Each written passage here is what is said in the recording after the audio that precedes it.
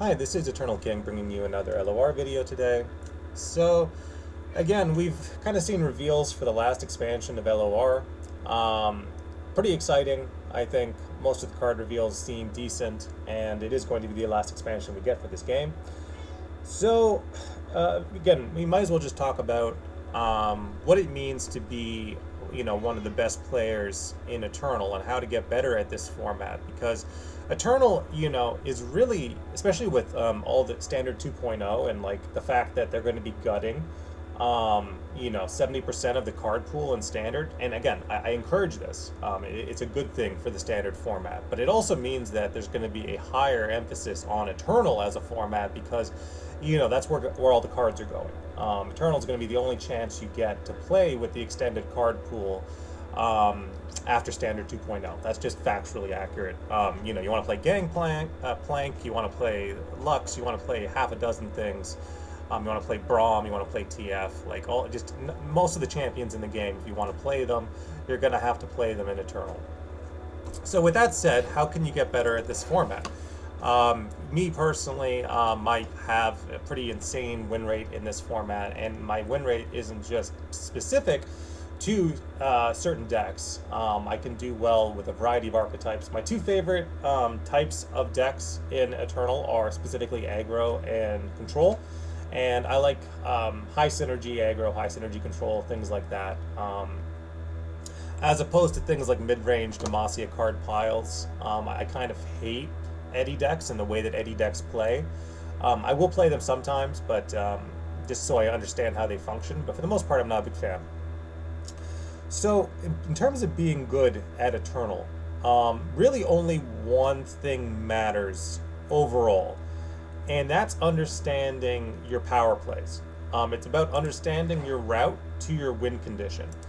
In standard, you can play something like Lurk and just be like, okay, well, if I just curve out with Lurk, I'm going to win the game. Eternal's not quite that simple. A lot of decks play for synergies, and therefore understanding the synergies is your key to win. So let's take Metajace Lux. The win rate of this deck has fallen to 55%. I still think it's an exceptionally strong deck. I don't think there's anything stopping Metajace Lux from being an amazing deck. It's just that it does require some advanced piloting when it comes to those higher echelons of play.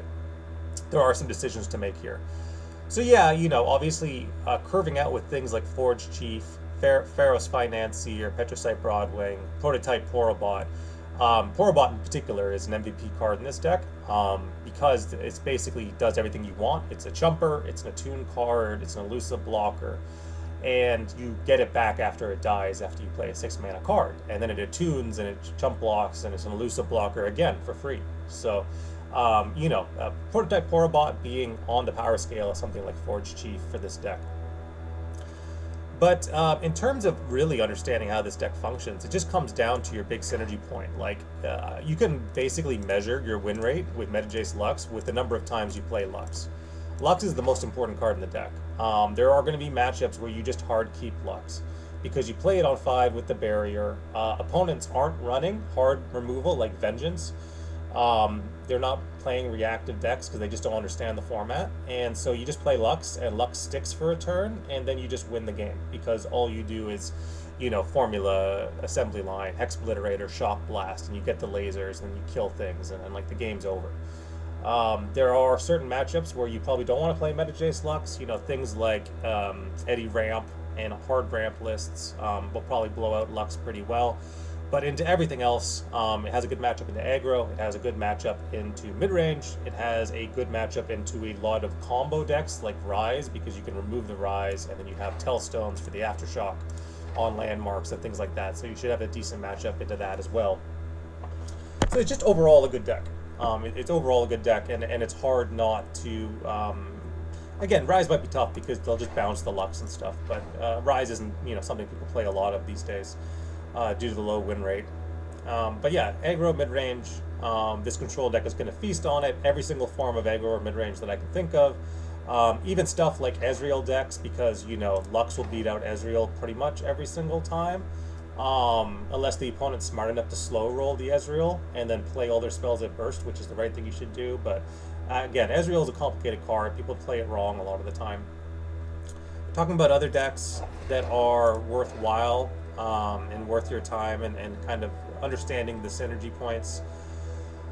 I think Poro King is worth re-examining. A lot of people have kind of dropped off on Poro King. Poro King is great for consistent value, but let's look at deep. And in terms of like, okay, you want to play a low win rate deep deck and understand your power points there. You know, something like Shipwreck Hoarder giving you treasures is really good.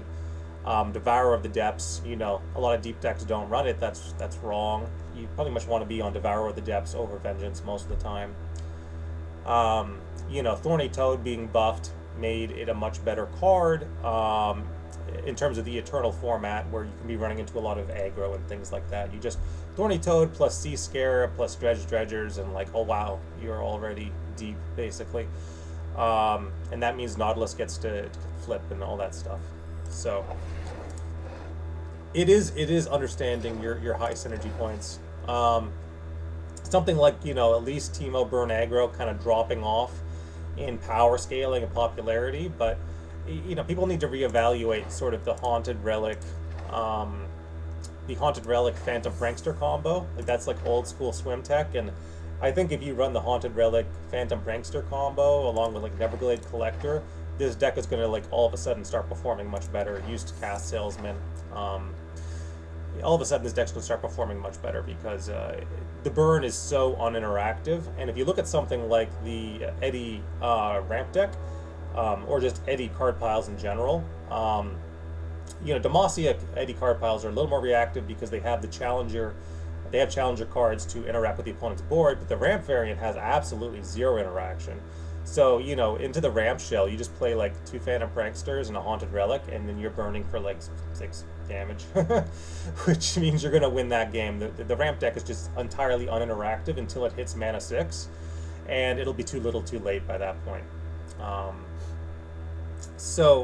Overall, this is really nice if you're running into like a lot of uninteractive ramp shells.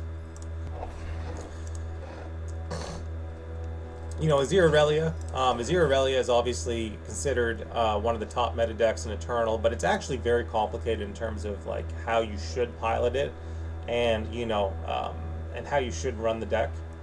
I run Treasure Seeker as a 3-of over things like Dune Keeper because I think Treasure Seeker is just more value.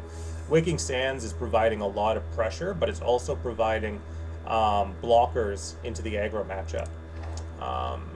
Sparring Student, obviously. Shape Stone being your best combat trick. I think you instantly 3-of Shape Stone, instantly 3-of Twin Discipline. I don't go in for the bounce. I think it's mana inefficient to go in for the bounce because you're basically spending 3 mana to keep an Aurelia alive when you could just spend 2 mana to keep the Aurelia alive. It's just basic arithmetic. Shape Stone, you know, a lot of the time you're running into pings and things like that. It's just more efficient for keeping things alive or pushing damage on the swing and stuff like that. But yeah, it's just understanding those power points for a specific deck and what the deck does well, right? An Aurelia deck should be as low to the ground as humanly possible to be the most efficient, and have a little bit of extra like value with the Treasure Seeker and stuff like that. I guess we could look at Poro King. I believe this version I run with the heavy win cons because I'm confident enough in Poro King to just do Poro King stuff every single time. So I run 1-of every single Poro except Lonely Poro. I run 3-of. And then you run 3 Entreats because you want to draw Poro King as much as possible. So 3 Entreats guarantees the Poro King draw. Again, 1 patch Poro bot. 1 prototype Poro bot, 1 mighty Poro, so it's just all 1-ofs in the Poro slot. 3 Poro Herders, 3 Poro Stories to draw more 1-mana Poros, Aurora Borealis, Poro Snacks, Poro King, and then we run our win cons here. So either we buried nice the opponent's board and then we swing, or we pack Mentality to guarantee that all of our big Poros have overwhelm and then we swing. So understanding those power plays is very important to be the best Eternal player you possibly can be. Because if you don't, then you're just not playing the game optimally. So it's kind of like, we talk about like bad decks. Even bad decks have more optimal ways to play them and more suboptimal ways to play them. So you talk about something like Anivia Volibear, and this is the Sunny deck. And things that I thought that he was doing wrong. Not running Bellows Breath So Bellow's Breath forges an ally and then deals 1 to all units and then does it again. And what that means is that if you manage to buff your ping effects, which is the whole point of this deck, because you play Deluge and then all your elemental skills deal 1 plus damage, Bellow's Breath will basically be it's an elemental card, by the way. It'll basically be a double avalanche. So it's presenting 4 damage and buffing one of your units. So that's very, very good in combination with things like Chakram Dancer, sticking to the board and stuff like that. Very, very good. Not running, Flamecaller Caprine. When you play an elemental spell, Forge Me, you basically need a tough unit to stick there and soak up some amount of damage. So again, Flamecaller is really nice. It also works well with Bellow's Breath. So very strong. Very, very strong. So even in the case of theme decks, I'm going to call them theme decks or suboptimal decks or fun decks, whatever language you want to use to describe them. There are better ways to run them in Eternal and worse ways to run them in Eternal. And running them the better way will take you to that hard stuck diamond to, auto rolling through Masters in a weekend. Just by understanding what is good and where your synergy points are. In Standard, it's all about individual card value. It's like Snow Dog. Snow Dog is the archetypal Standard card in terms of it's just good. It has a good stat line. It shuffles in more stats. It's essentially an overstatted vanilla follower. That is the that is the mark of a Standard card, and it's very good in Eternal as well. Again, a good Standard card transcends formats. But this is what pro players will do to judge a card. They'll look at it and be like, okay, well, it's good on paper and it's good in practice, therefore it's a good card.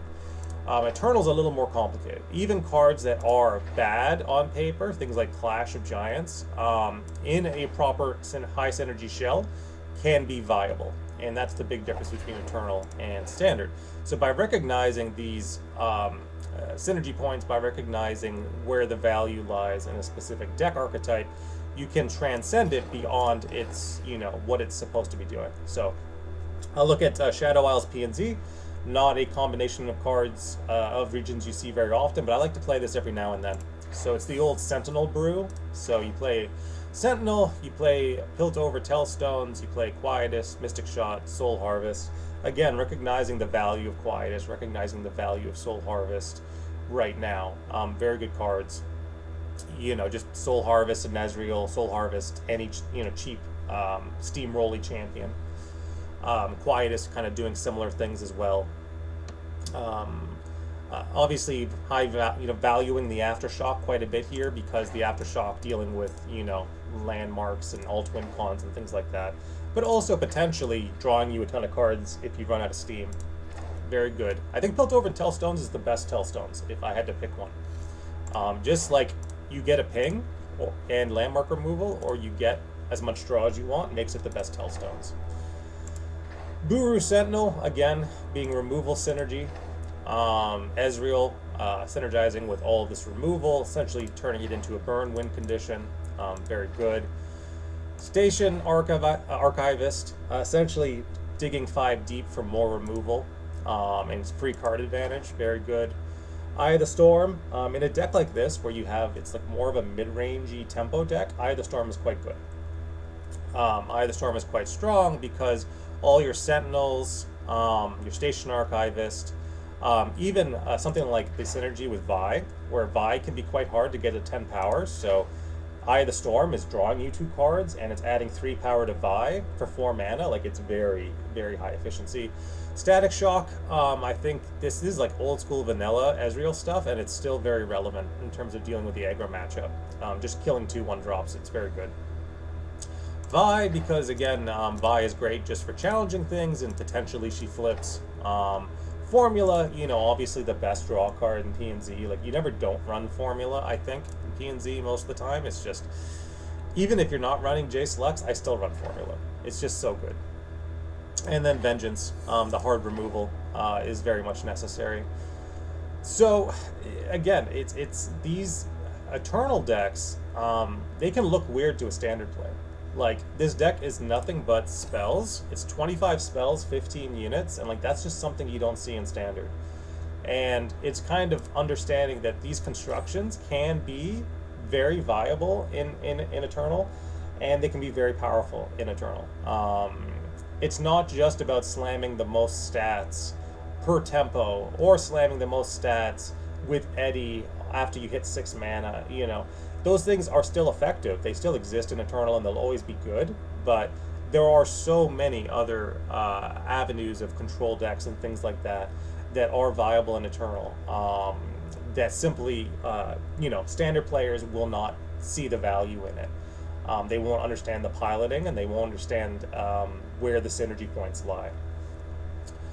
All right, this is Eternal King signing out. I just wanted to give everyone a brief overview of this is the mindset, and this is how you become one of the best Eternal players in the format. Is just understanding how every single, not every single archetype functions, but understanding how you should construct certain champions, how you should evaluate certain cards like Vengeance, just run the Vengeance. It's a good card. Run the Vengeance with Quietus and Soul Harvest. They're good cards.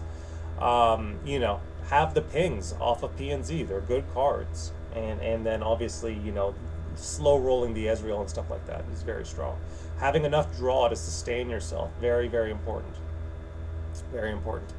So having basically the main draw combination in PNZ is Tellstones mixed with Formula, and then in a case like this, because you're running very cheap removal that doesn't trade well, like Soul Harvest and Quietus and stuff like that, I run this deck super draw heavy, and that's a viable thing to do. All right, this is Eternal King signing out.